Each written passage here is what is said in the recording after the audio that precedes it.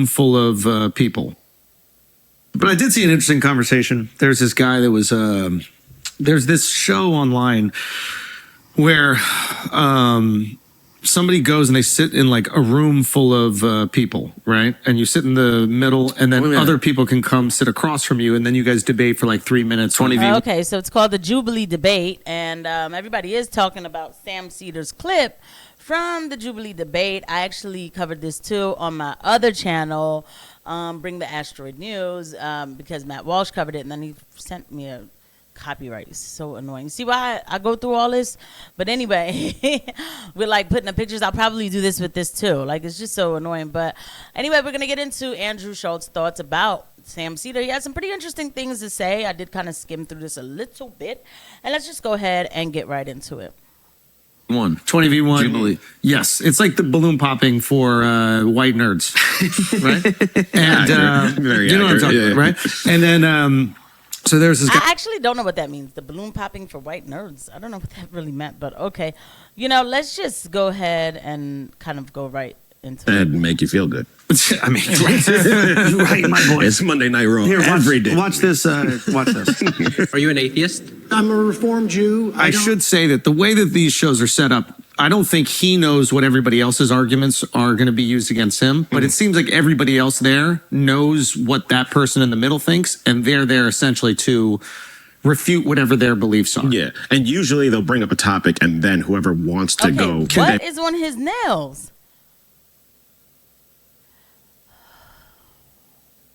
By the way, guys, please don't forget to hit the like and subscribe button and the notification bell. Really helps the sister out. Thank you for everybody who's watching. Like, what is that? And run it. Can pop it. Yeah. Got it. But everybody comes there with ammunition, and that person in the beginning is not. I mean, you should be prepared to defend your beliefs, but you're going up against somebody who's already thought about every argument against you. So like one person is prepared, the other person is not. But continue. And so we have a civil society. We have laws. That is an interesting point that he was making right there, which is like, if laws are based on like societal cohesion, but not some like moral framework, right? And society chooses to do something that we might morally object to, if you go along with the societal decision, you could get some shitty outcomes. So the idea of having this like moral framework that informs the societal decisions, much to their chagrin at times, can sometimes protect the human experience. You know, so if society all goes, hey, we should have slavery, and then the moral opinion is, no, that's wrong to subject people to that sort of behavior, you can thwart what society wants. I mean, this would be the argument like why you want something out of simply what makes people feel good. You know, the topic when this was happening, it was about, I believe, PDF files, you know? So, and there, you know, it was a pretty deep discussion. As a matter of fact, let me just go find it because, you know, reasons. So, it's just easier for me to find it because now it's time for us to hear the whole thing. Let me see. Okay, of course, the one I'm looking for is going to take forever. Sarah Stocks is all over here. Bet this is more of it here. And the reason why we have a democracy is because we didn't want a king. And the kings came from the idea that their God said that they're the ones who's supposed to be king.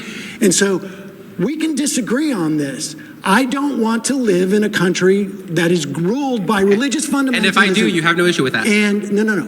And this is why I say under Trump, yes, you have won. Yes. You have a Only bunch male of Christian. and female. You're right. You have a Christian nationalist, Yes, and which is necessary. And so I concede the point that under Trump, your Christian nationalism has gained an advantage under this. Sorry, we're gonna. Now, so let's be clear. Trump is not a Christian nationalist, like at all. Like Trump doesn't come anywhere close to it. Okay, but let's let him finish up. Like, if you think that this is a theocracy right now, you're out of your mind, please. Especially with MAGA. MAGA does not, you know, the new MAGA, the reformed MAGA, the inclusive secular MAGA. I'm sorry. Like, look, I don't have any beef to anybody who voted for Trump or whatever. But what do you want me to lie to you and say that it's a theocracy? It's not. But Sam Seder's clearly out of his mind by saying that. have more kids. We're gonna have less abortions. We're gonna have more family. We're gonna have stable family households. Sorry about better Trans education. people, gay people should be outlawed. They should be straight. They should be straight. Women should be secondary to their husbands. Women should submit right? to the husbands. Women that doesn't should mean submit to the that doesn't mean they are husbands. slaves. Right, It doesn't mean they are I slaves. It means they are understand. protected. You Okay, got let a me ask you. hierarchy. Let me ask you. No. Should I women want be you- drafted? listen, Should women be listen, drafted? Listen, I think If they're equal, should they be drafted? I think this is the vision that you have, and I think Trump supports it. Yeah. I think the Christian nationalists he has throughout his government are all going to work towards your vision. Yes. And my hope is that when people look at this, No, he has Christian Zionists in his government. they say, hey, wait a second. I don't want my life to be dictated by the notion of a Christian nationalist prescription. Now, you may win out. I mean, certainly, like if you look at a country like Iran, they have a theocracy there, and apparently that's good for them if they want it. My final point is whenever but we I see, don't want to live in a my final point is theocracy. whenever we see people live out Christian values to its full extent, we see a great society. When we see people deviate from that, that's where all the problems arise. All right. The reason why I mean, I do agree with this guy. He was actually kind of tough with that. That was a good answer. I'll get back to that and why I agree with that guy. But all right, so now we got the premise of it is that, Sam Seder's saying he doesn't want to live in a theocracy and things like that. So now we can fully understand it. To be what drives your moral compass. But couldn't you say the same the other way around? Because it's like, if go you on. have the moral framework of religion, then we'll never have gay rights. relations. Yeah. No, 100%. That's why this is And I'm not trying to say one is right or wrong. I'm just saying it's kind of exposing the limiting factors of both.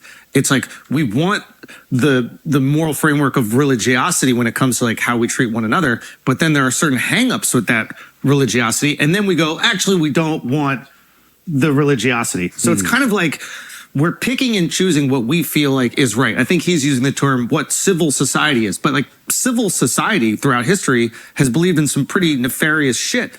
So yeah, it's an interesting. I think it's before he goes to throughout history and that they believe some pretty nefarious-ish, right? And because that's where they're going to go. I want to come back to what the co-host said about, if we could look at it the other way, because if we had it basically fully religious morals, then we wouldn't have gay rights. What are gay rights?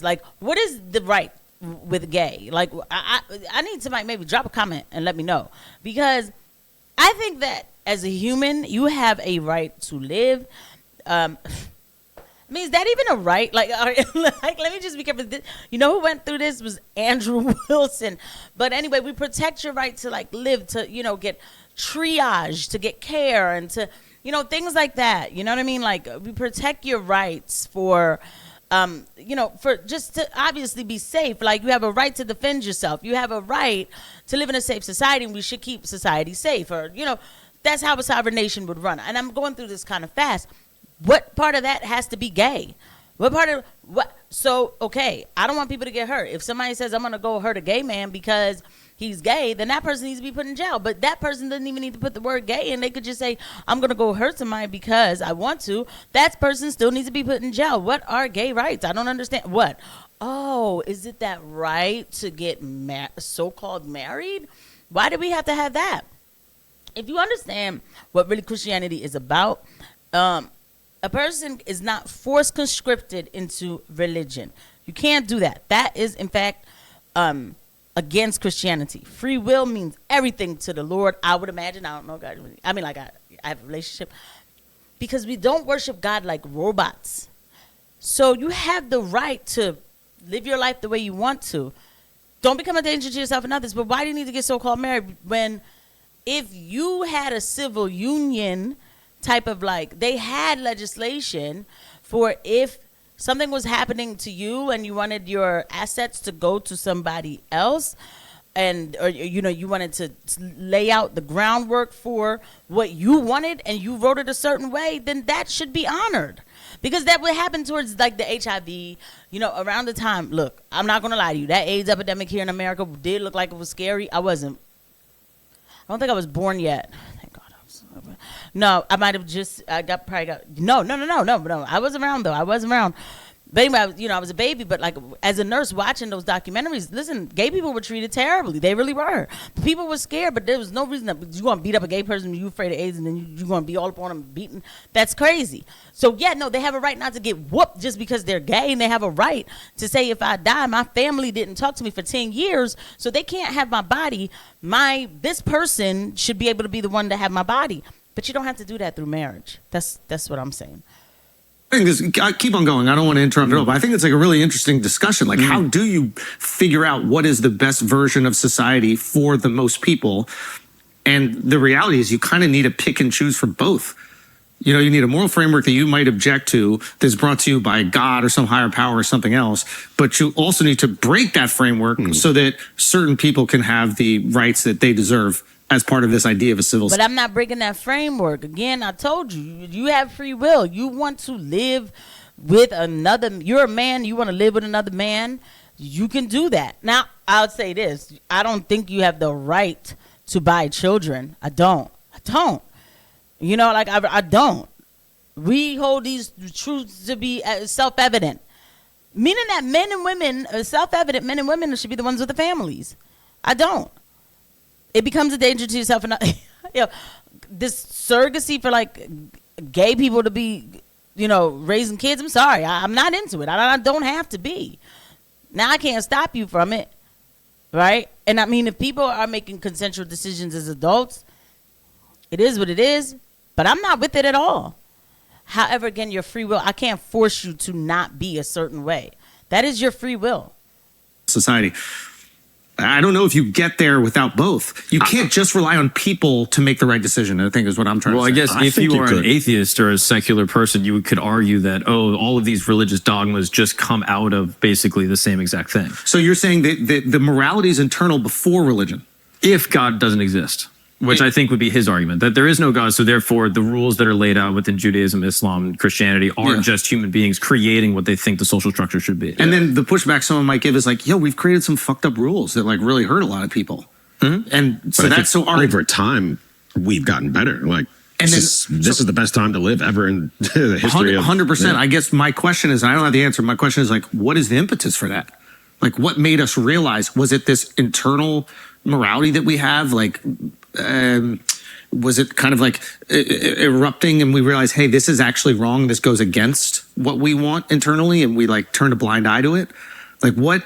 Well, secular people might lean on like natural law and say like there are certain things that violate what it means to be like a fruitful human.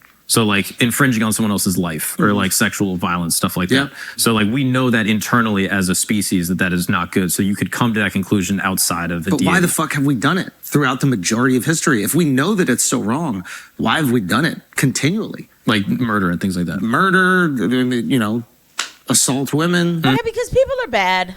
Okay? So you put the bad people in jail and then you keep moving, right? I don't think it's that philosophical of a question. I mean, there's people who are bad. Right? They weren't born that way. Somehow they got that way. I don't need to know. I don't need to know. Nope. Yeah. That goes into a whole nother conversation that I'm not going to do here. But the whole thing about, we need to find out. We do need to find out. But that doesn't mean that we don't keep criminals off the street. I'm sorry. You killed somebody. I don't give a damn if you went hungry for 4 or 5 months. That person did not make you go hungry. Okay? Sorry. Anyway, coming back to the point that I feel like I digressed a little bit. Again, with the morals thing, people came up with stuff, and now's the best time to be alive. It is. Praise God. Is like, I'm not going to complain and be like, oh, no, this is a bad time. But don't get it twisted. There's some pretty sick things going on right now. And these sick things are covered by civil rights and whatever you want to call it. Don't get it twisted. Okay? But anyway, I think this is a pretty good discussion to have, though, of course. Again, look, like I said, free will is where it's at. The Lord gave us all free will. The Lord gave us free will for you to even question if the Lord exists, right? And I think that's beautiful. I think that's beautiful because it makes the relationship that you have with God when you are growing in that relationship even more beautiful because you're not being forced to do it. I think I'll just leave with that because I said enough negative stuff, so I'll leave with that. I'll see you guys at the next one. Bye.